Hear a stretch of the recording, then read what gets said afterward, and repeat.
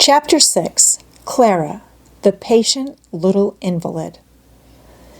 In her home at Frankfurt, Clara, the little daughter of Mr. Zezeman, was lying on the invalid couch on which she spent her whole day, being wheeled in it from room to room. Her little face was thin and pale, and at this moment her two soft blue eyes were fixed on the clock, which seemed to her to go very slowly this day. And with a slight accent of impatience, which was very rare with her, she asked, "Isn't it time yet, Miss Rottermeier?" This lady was sitting very upright at a small work-table, busy with her embroidery. She wore a dome-shaped headpiece which made her look very solemn and dignified. For many years past, since Clara's mother had died, the housekeeping and the superintendence of the servants had been entrusted to Miss Rottermeier. The father, who was often away from home, left her in sole charge, with a condition only that his little daughter should have a voice in all matters, and that nothing should be done against her wish. As Clara was putting her impatient question for the second time, Detta and Heidi arrived at the front door. Tinette, the maid in dainty cap and apron, ushered them upstairs into the library. Detta remained standing politely near the door, still holding Heidi tightly by the hand, for she did not know what the child might take it into her head to do amid these new surroundings. Miss Rottermeier rose slowly and went up to the little new companion for the daughter of the house to see what she was like. She did not seem very pleased with her appearance. Heidi was dressed in her plain little woolen frock, and her hat was an old straw one bent out of shape. The child looked innocently out from beneath it, gazing with unconcealed astonishment at the lady's towering headdress. "What is your name?" asked Miss Rottermeier, after examining the child for some minutes, while Heidi in return kept her eyes steadily fixed upon the lady. "Heidi," she answered in a clear, ringing voice. "What? What? That's no Christian name for a child. You were not christened that. What name did they give you when you were baptized?" continued Miss Rottermeier.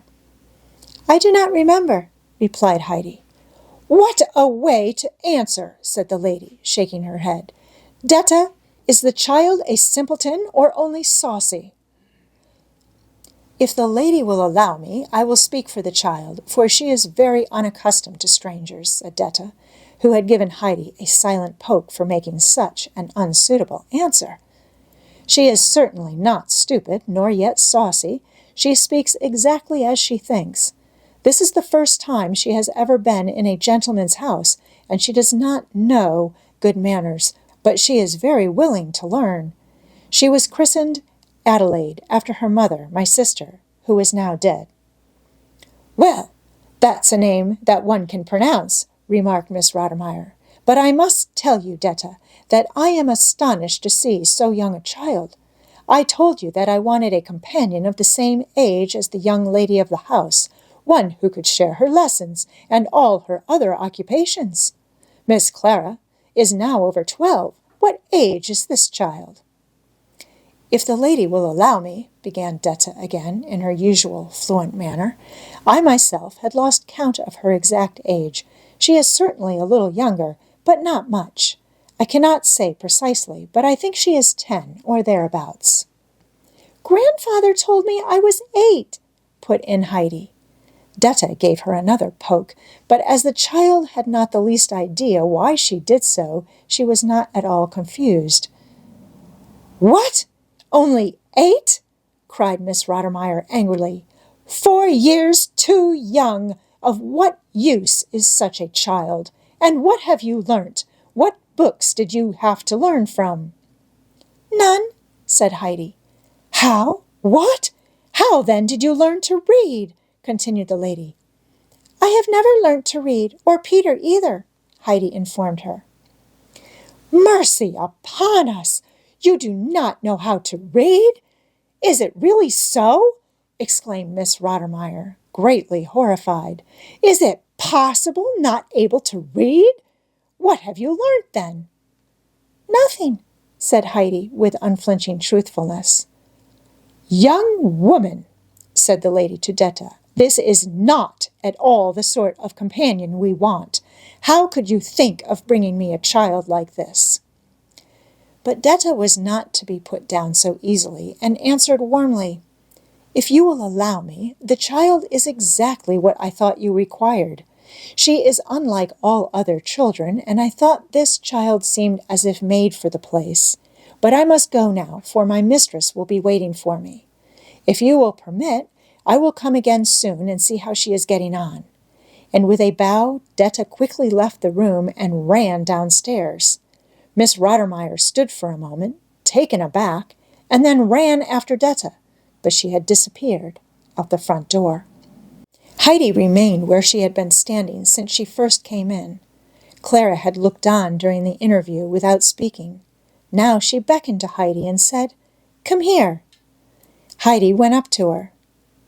Would you rather be called Heidi or Adelaide? Asked Clara. I am never called anything but Heidi, was the child's prompt answer. Then I shall always call you by that name, said Clara. It suits you. I have never heard it before, but neither have I ever seen a child like you before. Have you always had that short, curly hair? Yes, I think so, said Heidi. Are you pleased to come to Frankfurt? Went on Clara. No, but I shall go home again tomorrow and take grandmother a white loaf, explained Heidi. Well, you are a funny child, exclaimed Clara.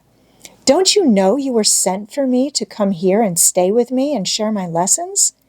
They are dreadfully dull, and I think the morning will never pass away. My tutor comes every morning at about 10 o'clock, and then we go on with lessons till 2. And it does seem such a long time. Sometimes he takes up the book and holds it close up to his face as if he were very short-sighted. But I know it's only because he wants to gape. And Miss Rottermeier takes her large handkerchief out also now and then and covers her face with it, as if she was moved by what we had been reading. But that is only because she is longing to gape too. And I myself often want to gape, but I dare not. For if Miss Rottermeier sees me gaping, she runs off at once and fetches the cod liver oil and says I must have a dose, as I am getting weak again, and the cod liver oil is horrible. But now it will be much more amusing, for I shall be able to lie back and listen while you learn to read. Heidi shook her head doubtfully when she heard of learning to read. Oh, nonsense, Heidi. Of course you must learn to read. Everybody must, and my tutor is very kind and never cross, and he will explain everything to you. But mind, when he explains anything to you, you won't be able to understand. But don't ask any questions, or else he will go on explaining and you will understand less than ever. Later, when you have learnt more and know about things yourself, then you will begin to understand what he meant. Miss Rottermeier now came back into the room. She had not been able to overtake Detta and was evidently very much put out. She walked backwards and forwards in a state of agitation between the study and the dining room, and began scolding the butler. Make haste, Sebastian, or we shall get no dinner today at all, she said. Then, hurrying out, she called to Tinette to see that the bedroom was prepared for the little girl who had just arrived.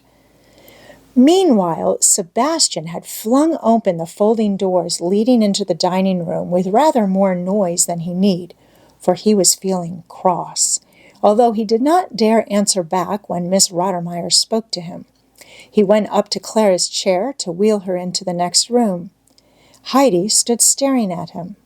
Seeing her eyes fixed upon him, he suddenly growled out, Well, what is there in me to stare at like that?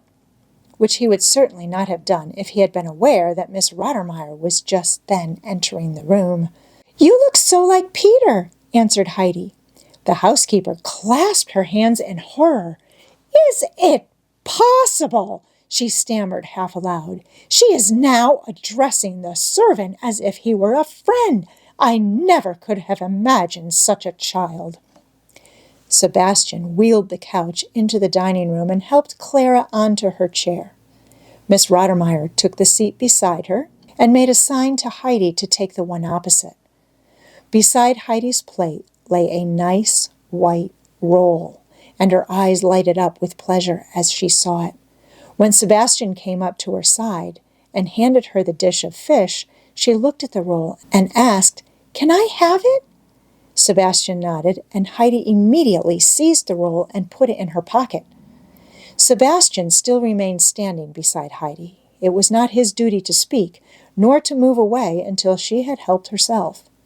Heidi looked wonderingly at him for a minute or two, and then said, "Am I to eat some of that too?" Sebastian nodded again.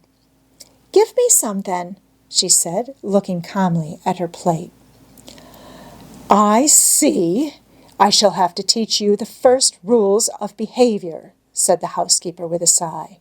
"You must not speak to Sebastian at table or at any other time unless you have an order to give him. And then you are not to address him as if he was someone belonging to you. Never let me hear you speak to him in that way again. It is the same with Tinette, and for myself, you are to address me as you hear others doing. Clara must herself decide what you are to call her." "Why, Clara, of course," put in the latter. Then followed a long list of rules as to general behavior, during the course of which Heidi's eyes gradually closed, for she had been up before 5 o'clock that morning and had had a long journey. She leaned back in her chair and fell fast asleep. Miss Rottermeier, having at last come to the end of her lecture, said, "Now remember what I have said, Adelaide. Have you understood it all?" "Heidi has been asleep for ever so long," said Clara, her face rippling all over with amusement, for she had not had such an entertaining dinner for a long time. "It is really insupportable what one has to go through with this child," exclaimed Miss Rottermeier in great indignation, and she rang the bell so violently that Tinette and Sebastian both came running in. But no noise was sufficient to wake Heidi, and it was with difficulty that they roused her sufficiently to get her to her bedroom.